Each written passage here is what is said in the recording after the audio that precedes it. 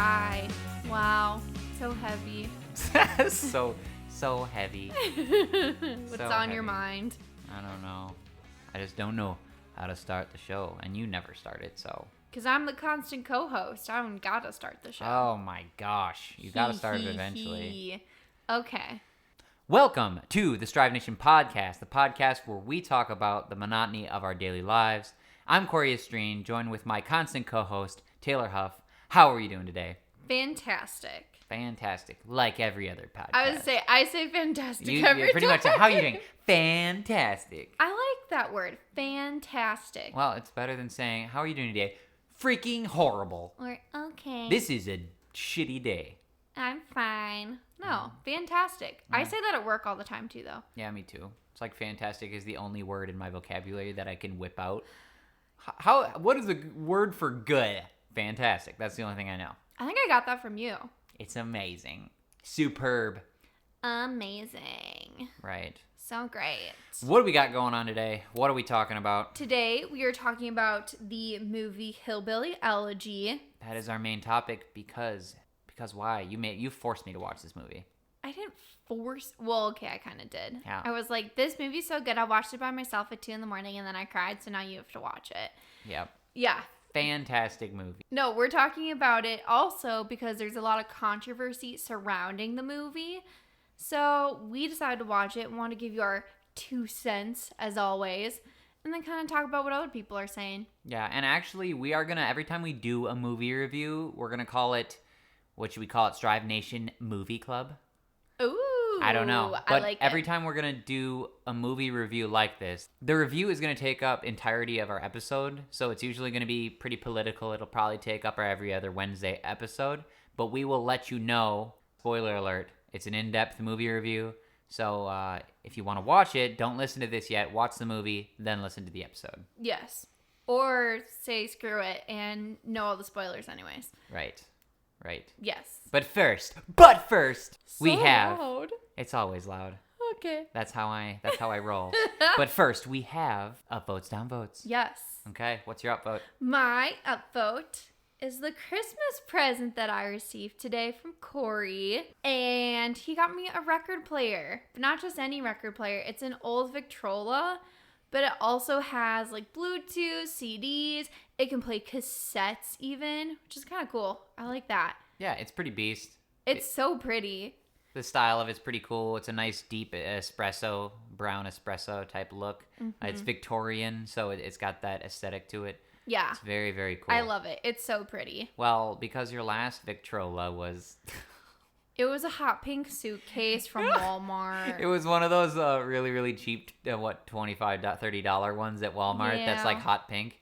Yeah, there's no way we were putting that out in our apartment. No. Not a chance. This one looks really, really, really nice. Yeah, it's fancy dancy and it freaking lights up and it's got all these old like rustic dials on the front. Yeah, I love it. It's amazing. Yeah, it's pretty cool. Yes. So thank you for the Christmas present. Of course. What's your upvote? My upvote is that we have decided to rewatch Lost. So, long story short, basically what got me into watching all these TV shows, because I'm a huge TV show fanatic. I love it. I'm an enthusiast. I watch, I don't know, probably 40, 50 TV shows a year. And what got me into that was watching Lost for the first time with my family when I used to live back home. And it quickly became my favorite TV show. Then I became a fan of J.J. Abrams, and that's where you saw like Damon Lindelof, Jack Bender, all these big-time producers and writers and directors, they all got their start from that show. And I just love the show. So we started to watch it because Taylor has never seen it, and I had to have her watch it. Yes, and now I'm addicted. Yes. And I remember how much I love it, because I probably haven't watched it in 6 years, something like that. Yeah. So I absolutely love it. It's a great TV show, and we are on season 2. Already. Yeah. I'm going to be so sad when it's over. I know, it's so good. I know. It's so good. Thank God we have this to watch, though, because there's not a lot of new TV shows coming out. They're coming, just slowly. Just really slowly. Just really slowly. Yes. The COVID is taking over the entertainment industry. Oh, well. It's fine. Everything's going online. It's like HBO Max. It's like, here, all of our movies this year are coming out on HBO Max at the same time. Enjoy. Yeah, that'd be awesome, though. Yeah, that's pretty cool. Pumped. So, yeah, that is my upvote. Yes. Downvotes. my downvote is that I want a freaking towel warmer. And Cory won't allow it. He thinks that it's stupid and no. Yeah, actually, the idea of a towel warmer just pisses me off. I don't know why. But it's like one of these things where, like, I'm sitting over here going, oh, wouldn't it be nice if I got out of the shower and everything was so warm and cozy? And then I just think of, like, kids in Africa, and it just pisses me off. Like, the idea of, like, spending money, I don't know, $30, $40 for something that bougie, like, to where I don't need it. It's not a necessity, but I'm spending my money just so I can feel good getting out of the shower. For some reason, it triggers me. I'm, like, super freaking triggered. But here's the thing. There is nothing better than getting out of the shower and having a nice warm towel. Ugh, it's so good. Yeah. It's so good. So that's both of our sides. She just likes to feel good, and I think about children that can't eat. So I'm not taking money away from those children. No, I know, but I just hate the idea of me being that bougie to where I spent money on a towel warmer. That's why I hate it. Says the man with the brand new iPhone. Yeah, but that has utility to it. Oh. Those have utilities. So the wallet that sticks on it, that's not a luxury? Well, there's a utility, but it is. Then I won't have to carry my other wallet. Oh, the truth comes out. Yeah, it's just... And then I could have warm towels. I wouldn't be cold all the time. Well, and where are we going to store a towel warmer in our apartment? Nowhere, because it's probably big. There's room for it in the bathroom? No, there isn't. Yes, there is. No, I'm pretty sure there's no room. People, tell me you're on my side. That is it for that. We're done with the towel warmer. Yeah. I don't even care. We'll talk about it all day. We'll just agree to disagree on this towel warmer issue. My downvote. Yeah, your downvote. My downvote is my Pokemon Go Plus broke. Yes, I do play Pokemon Go. I love it. It's fun. And I just started getting into it because they started coming out with this December. Came out with like a whole bunch of new features. Super cool. And all my friends got hooked on it too because it's one of those games where you can't just play it casually. It's like... It's either you're die hard and your Pokemon are your friends, or you just don't play it. And I started to get back into it. It's very cool, but my Go Plus is broken, and I'm very upset. So, yeah. First world problems. First world problems. That is my downvote. Let's get into it. Yes. This movie, Hillbilly Elegy, is amazing. I loved it. Yeah, it was so good. A little about it first. So it is a movie that's an adaptation of J.D. Vance's memoir that he wrote in 2016. So it's all about his own life, his own personal experiences, what he went through. He grew up in the Rust Belt in Ohio, but his family's originally from the Appalachian region in Kentucky.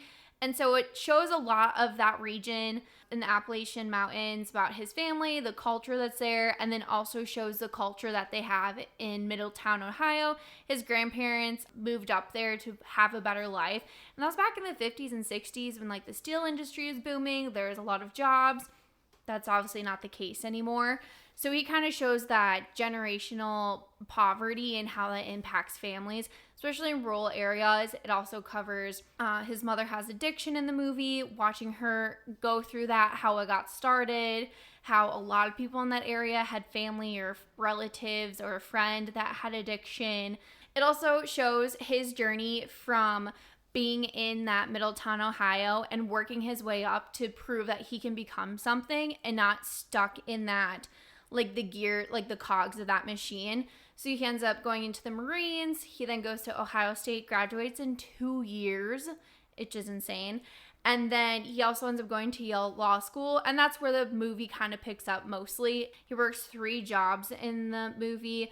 It's just really, really inspirational. It's like a little short mini synopsis. Yeah, I love the movie. I thought it was absolutely fantastic. Yeah. It's super hit home too on a lot of levels. You know, you watch that movie and you find it relates to basically anyone that grew up in a rural America. It really, really relates to you on something I think a lot of people who grew up in the city won't understand or won't get the feel of. Yeah. Because the tone and the atmosphere of the movie was, I don't want to say identical, but damn, it was close to how I grew up. So close. Like how it feels. Like just the amount of detail that was put into the setting and the tone of the movie.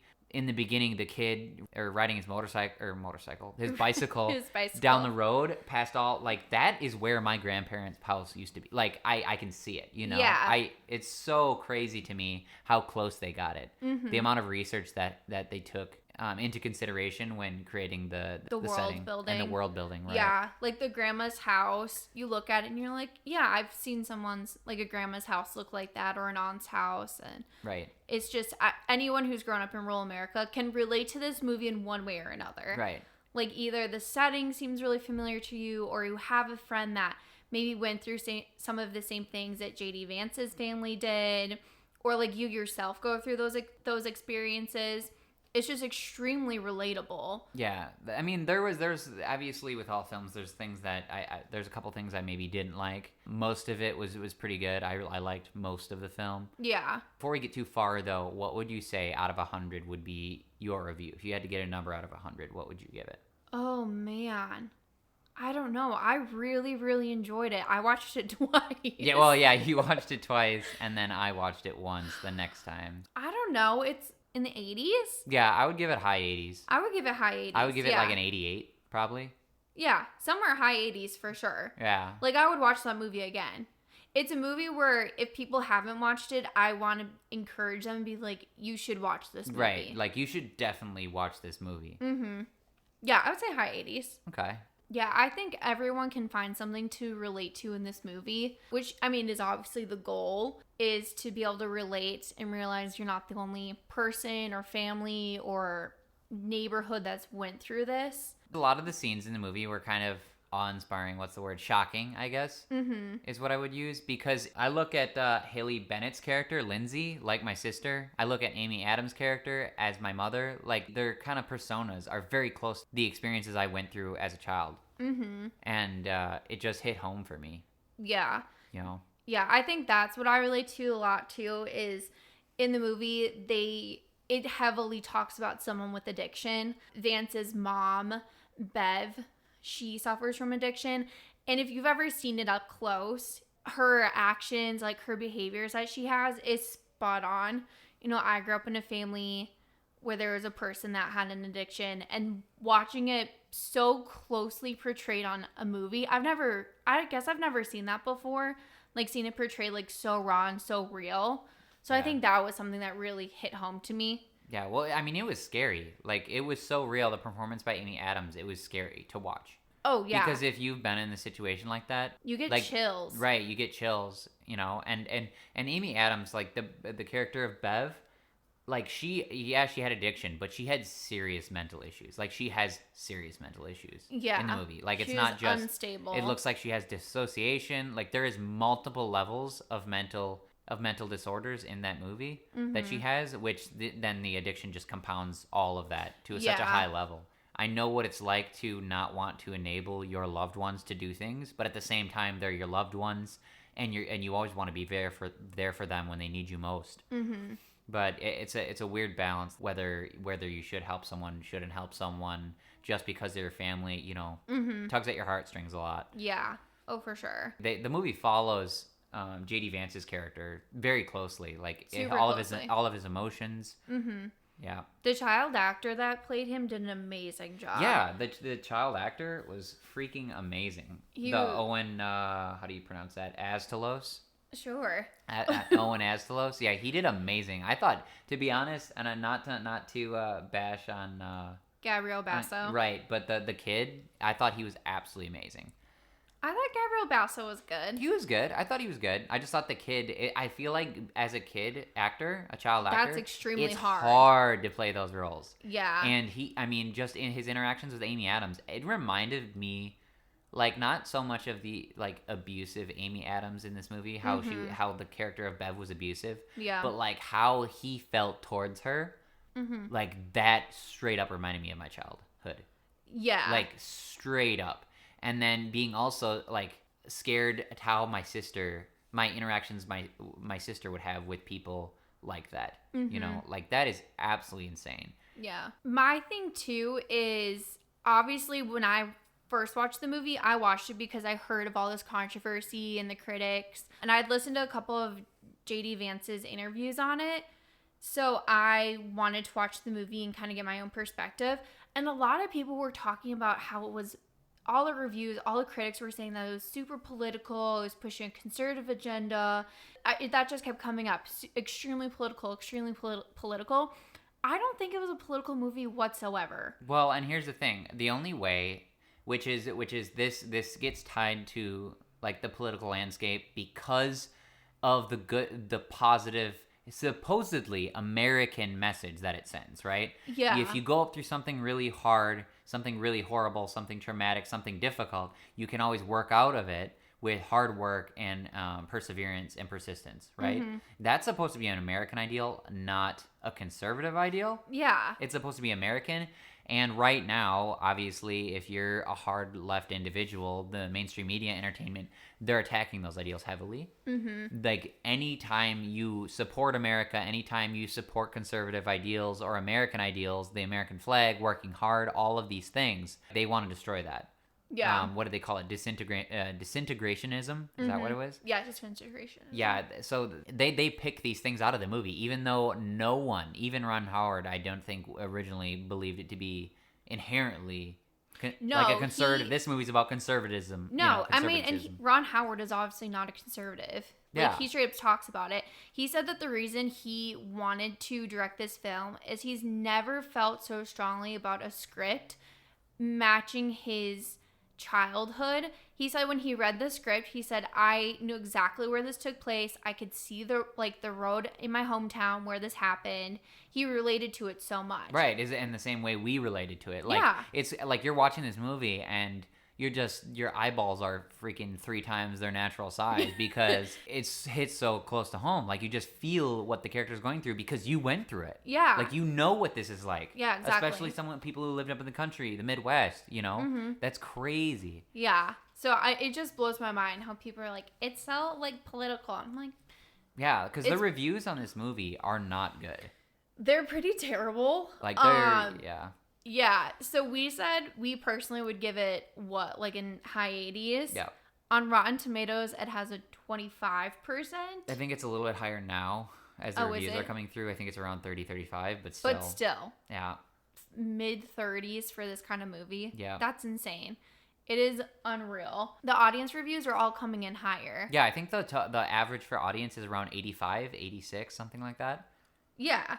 So obviously there's a huge disjoint between what critics think, which is obviously the part of media conglomerates. Mm-hmm. They're going to be very, very left-wing. They're going to be part of the whole disintegrationist view. Yeah. But that's, I mean, we'll talk about this more later, the denigration of Hollywood and the media and how it affects pop culture, our entertainment, our artistic expression. Yeah. Right. Yeah, so I wanted to read 2 reviews real quick. Not full reviews, obviously, but just quotes from different reviews. And then we can kind of talk about how we disagree with them. Yeah, go for it. What have you. So this one is from Jacob in Magazine. Never heard of them before. This reviewer says, it seems they've covered everything. Its phoniness and inaccuracy in representing Appalachian life. Its callous conservative politics advocating personal responsibility to pull oneself up from systemic multi-generational poverty. Its maddeningly shapeless flashback, clotted narrative, and its relentless, boring effect. How do you feel about that? How am I supposed to feel about that? Obviously, frustrated. Yeah. Frustrated. Extremely frustrated. It's like, sometimes you look at these critics. If a movie specifically doesn't tie in with the narrative they're trying to push, they find any reason to destroy it. Mm-hmm. And especially with him talking about the flashbacks. The flashbacks pushed the narrative so heavily. It was a very, very balanced tie-in between modern day and what he went through as a kid, and it would go back and forth. Yeah, and you had to have that there. It was you had to have that vital context, right? You had to have that context. Otherwise, you have no idea. You wouldn't understand the gravity of his sister calling again and being like, "Oh, Mom OD'd." Like, you wouldn't understand any of that without the flashbacks and his family ties, Appalachian ties. Yeah, I think those flashbacks were hugely important. Also, those were, like, the most dramatic and, like, important parts of the movie were all those flashbacks. Because he was going through it as an adult. And the whole point was to provide context of what he's going through now, what he went through as a kid. Like it's a reoccurring kind of a system. Like cycle. It's a cycle of a generational cycle between the mother, and they explain this. The movie's very, very in-depth with its generational cycle. Like, for sure. what the kids went through, what Glenn Close's character went through. I would say, yeah, they even go as far back Right. as to, about his sister and his childhood growing up. Then you even get pushed back to what his grandparents, how they were as parents to his mom and his aunt growing up. Like, you see every single generation, how they grew up and how it has impacted every single generation, which is the whole point of the movie. Well, it's hyper focused too. The movie is hyper focused on the addiction part and the generational problems that you go through. With this specific family. Like, that's what the movie is about. It's not a generalization of all Appalachian families or generalization of all Ohio Rust Belt families. Yeah, and it's super effective that way. Oh, exactly. That's what's so frustrating about a lot of these critics. I'm like, you have to be a freaking idiot to say some of this stuff. I don't understand. I just don't understand how you can come from that point of view and say this is bland. It's also someone's life. Oh yeah, also it's a historical retelling of someone's life, actual life. Like, this all from happened. Someone who's still living. Yeah. Like, I guess I'm not understanding. It's like, oh, you wish it was more dramatized or theatrical in nature. This is actual real life. It doesn't get more real than that. Yeah. It also, it wasn't a boring movie. No, I was glued to it. I was absolutely glued to it. Like, I don't know how much more theatrics you need. Like, his mom is in the middle of the street screaming. Well, and her arm is cut open because she tried killing herself. Right. Well, that's not the point anyway. The point, it's a memoir, right? Yeah. It's like, Jesus, people. Yeah, so that was one of the reviews. That was kind of like a general overstatement of the movie. A lot of reviews I kept seeing, I also saw JD Vance comment on it too, is a lot of people were commenting on Glenn Close's acting in the movie.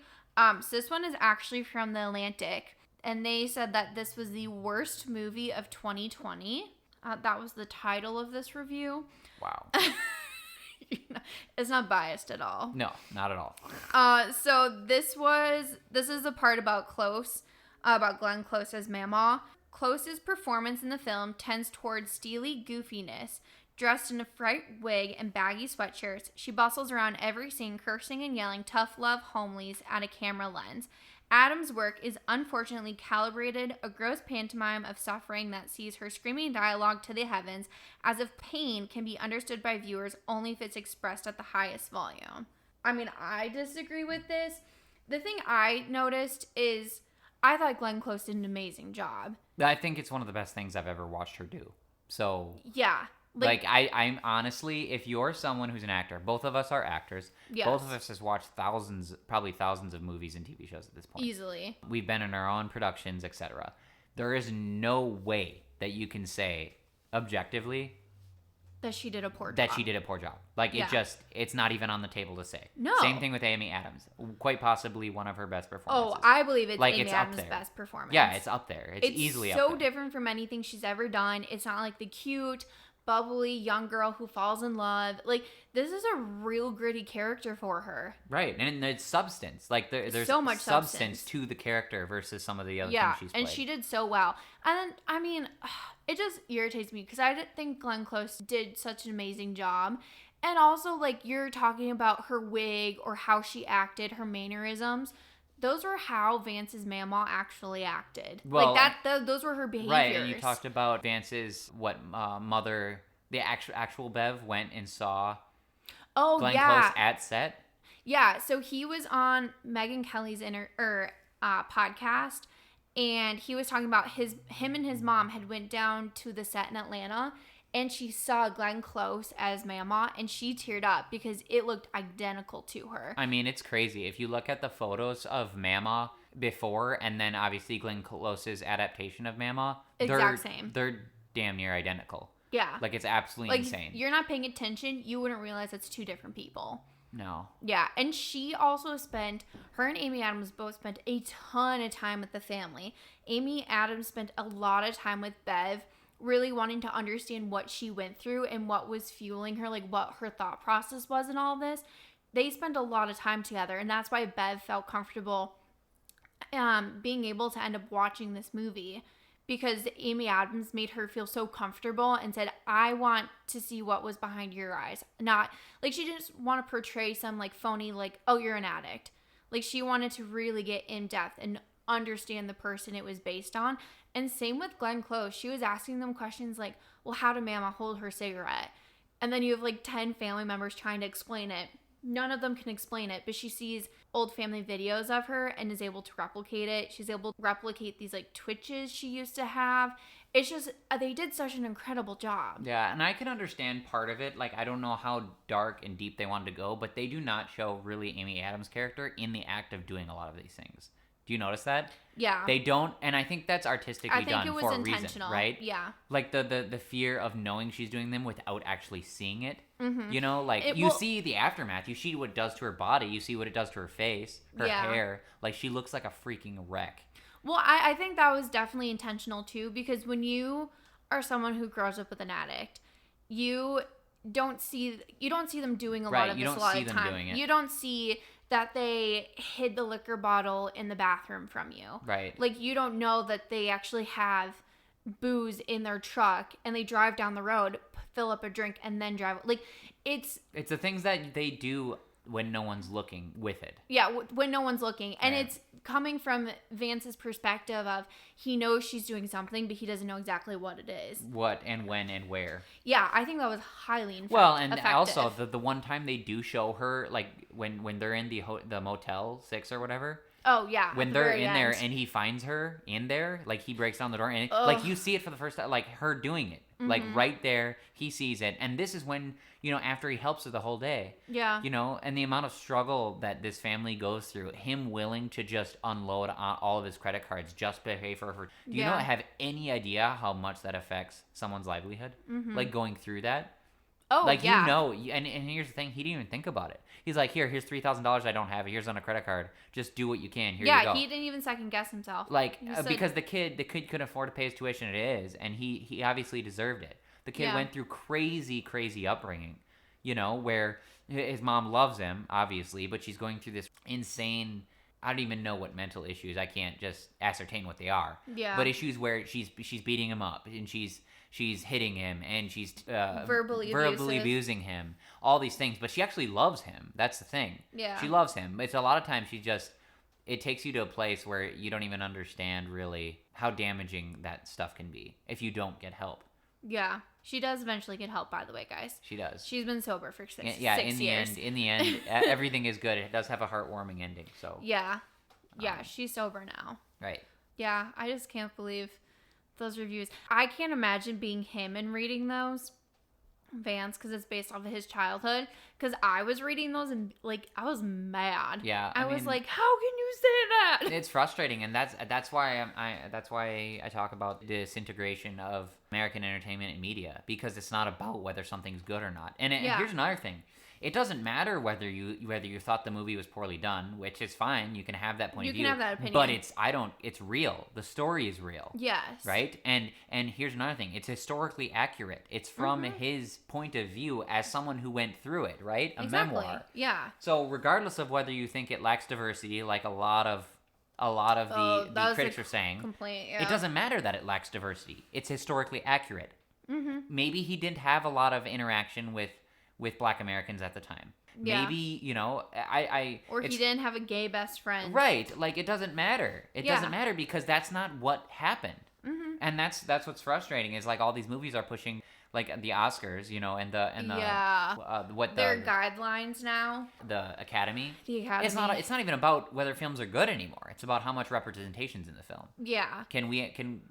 It's which is crazy because you look at films like, what was that film came out last year? 1819. The World War movie? Yeah, 1918. 1918. Yeah, Thank that movie you. was freaking amazing. It was amazing. Yeah. It was shot entirely almost shotgun style. Yep. There's no other representation in there because it's about a couple of white dudes. Well, yeah, because it happens in 1918. Yeah. Like, it's just crazy to me. Yeah, it's what's going to end up happening is that the stories being told are only going to be about, like, for example, if it's about a Black American or a transgender or something, they're going to go out of their way to find these stories and only tell these stories. Yeah. Because that's the only way to remain historically accurate. Or you have to write these characters into films, right, even though it's not accurate. Well, and then it's not accurate, which is what's happening. Yeah. You see it all the time. Look at it happening in video games. Mm-hmm. You know, they're putting all these like women fighting in COD and stuff like that. No, they weren't. You know, they weren't. You can pick a lead freaking female to play in 19 or whatever. No, they weren't. But they weren't on the front lines battling with the men. Yeah, it's not historically accurate. It's not historically accurate, which is it's frustrating. And then people are getting upset about it and down rating all these entertainment media, TV shows, movies, video games. They're rating them poorly because of it. Yeah. So it's not historically accurate. Apparently not. It's not historically accurate, no. Like, why would you want someone to... Okay, so you want someone to add false narratives into their movie memoir just to appease, like, certain audiences. Right. It's like, oh, I don't feel represented. Okay, then go watch something where you do feel represented if you don't want to watch the movie. It's the same thing as, like, when people talk about Mandalorian... It just, like, irks me. Oh, yeah. There's not enough female representation. It's like when it turns out that most of the characters in the show are female. Half the cast is, like, freaking badass fighting women. Okay. I not know. Enough representation, though. Got freaking Rosario Dawson in there. SJW is coming after it, you know? It's like, oh, my gosh. Yeah. Like, here's the thing. Take the film for what it's worth. You know, look at the message. Look at the themes. Because the theme of this movie is quite possibly... one of the most important messages that one can tell today in our culture. Oh, for sure. Especially, I think it's extremely important, too, in 2020. That's what I'm saying. Especially with, like right now. With disintegrationism and everything. Yeah. Like, it's so important because right now, those ideals are getting destroyed. They don't want you to know that. They want you to basically establish a victim narrative, blame the world, separate people into victim and oppressors, and then conduct yourself that way. And never think that you can pull yourself out of it. Never think that, right, because that's what people do. Yeah. Everyone else, everything that happens to them is someone else's problem. Mm-hmm. Well, maybe just for one moment, maybe consider that even if it technically isn't your fault, maybe just play the cards like it is, and then do your best to pull yourself out of it. Exactly. Well, Vance, none of that was his fault. No. It wasn't his fault he was born to a generational impoverished family. It's not his fault that his mom was an addict. Right. It wasn't his fault any of this happened. I mean, his mama was there to support him and, like, help him be like, stop being like a shithead. Get yourself together. Right. But he actively made that decision every single day to pull himself out, to work harder, to be better. Right. There's so many facets, too. It's not just like J.D. Vance as a kid. You get to see him get horrible best friends. Close friends, right? Get in with drugs. Get in with... He had to watch his mom have multiple different bad boyfriends. Or husbands, even. Constantly moving in and out of different houses. Right. That and struggle with his someone that he respected at the time, Mama, tell him that he can't do this anymore. Like, if he's going to live with her, he's going to conduct himself appropriately. He's going to do his homework. He's gonna study. He's going to pick up after himself. He's gonna wash the dishes. Yeah. You know, he's not gonna steal. She was teaching him self-reliance. Right. The tough love message, I don't care what all these critics say. Do you have any idea how important that is to raising children? Do you have any idea? It's extremely important. It's vital. Yeah. To raising children. Which, I mean, we can go into that, but that's another reason why so many of millennials our age are having the issues that they're having. Participation trophies. Oh, Jesus. Like, give me a break here. You know? The parents giving in. Solid parenting is hard to find nowadays. Yeah. It's very hard to find. find. I understand wanting to give your child more than what you had. I 100% agree with that. But the whole babying them, not having them have to deal with any suffering or anything. No. You got to learn that stuff is going to suck and you got to get out of it. Yeah. Like, that's extremely important for kids. You have to fail in order so you can succeed later. Well, and that's the American dream, isn't it? Yeah. Struggling through the difficulties of life, because life is horrible. Life is the ultimate challenge, right? Life itself. Yeah. It's horrible. The whole point of your existence is to find the good things despite the horrible things. Exactly. To overcome these obstacles. To overcome. And that's what American ideals were built on. Yeah. Is that idea. And if you can go over that and find the good things, like, more power to you. Mm-hmm. He falls in love at the end. He gets married. Yeah. You know, his mom gets better, and that's the whole point. Yeah, it's an American dream. but the American dream is racist. Apparently, the American dream is racist. It's just not woke, so. It's not woke enough. Therefore, we don't need to tell about the American dream. Well, and what people would say is, you don't understand the lived experiences of other people. I'm like, technically, this is a lived experiences, and you're ignoring it, so I don't want to hear anything. Well, yeah, that's my thing. I'm like, you're ignoring a lived experience because it's not exactly like you. Right. So it doesn't go along with the specific narrative that you're trying to tell, like we always talk about. So you're going to ignore it, but when it's convenient for you, then you can talk about lived experiences. Yeah. Okay. But here's the thing: if this movie, say, exact same script, written the exact same way, if this were to happen to a child in like inner city Chicago, good would the reviews have been then? Probably amazing. They'd been 99%. Yeah, about him fantastic. overcoming all these obstacles and like how he strived to succeed. Right, and there are movies about that. Yeah. And they get good reviews. Exactly. That's what's funny. It's like, oh, I just can't. It's because it's about a white kid in rural America. Lesson learned, people. You just can't trust the media. You can't trust journalism, and you can't trust critics. Yeah. Yeah, if you like a movie, great. Just learn to articulate yourself and rationalize your opinions of why the movie's great. Mm-hmm. Well, what I thought was funny, too, is so the book was written in 2016, right? When it came out, it was a New York Times #1 bestseller, right? So everyone loved the book in 2016. It was touted by New York Times, one of the 8 books you should read to understand Trump's win in America. Everyone was talking about how this was a book into Trump's America and how to learn about these people, quote unquote, hillbillies and rednecks, and like learn about them. Like everyone was talking about how great this book was. And now 4 years later, what I've heard J.D. Vance talk about, the movie is very, very, very similar to the book. Like it has most of the same like examples and everything in there. But now all of a sudden 4 years later, everyone thinks it's trash or because it doesn't go along with their ideals. Yeah. It's one of the few times where you watch a movie and because of the movie you want to go back and read the book. Oh, I'm going to buy the book now. Yeah, same. Even if I'm just I'm going to read it and I'm sure I'm going to enjoy it, but I want to buy the book just to support him. Right. Yeah. That's what happens. I just find these people I really like and then I buy their books just to be like, F you, leftist. Yeah, it's a beautiful story of triumph. Yeah, I really enjoyed it. It's awesome. And especially Glenn Close, man. She just killed it. I know, she killed amazing. it so hard. Yeah, it's just like card playing, like her in their house and card playing. The sheer amount of and the Mentos on the table. It's just like the things, the smoking and the things that she did in her house, the little tiny things that Ron Howard had implemented to build the world was crazy to me. I'm just like I'm in awe at the world building that took place. It's like, how do you look at a film and give it that rating? Yeah. When specifically off Glenn Close's performance, you would automatically have to give the film a high rating. Yeah, exactly. And then you add all the other elements to it. Yeah, you had freaking Amy Adams in there just crushing it. Yeah, she just killed it. And what they put on prosthetics and bodysuit. I mean, because she does not weigh that much. No, yeah. I don't know what they did. They must have done like heavy either way, prosthetics. She was freaking amazing. Yeah. You know. And Glenn Close wore Mama's actual glasses, which I thought was a really neat fact. Oh, yeah, that's so cool. Yeah, because you were talking, we're watching the movie, and Corey's like, God, those fucking glasses.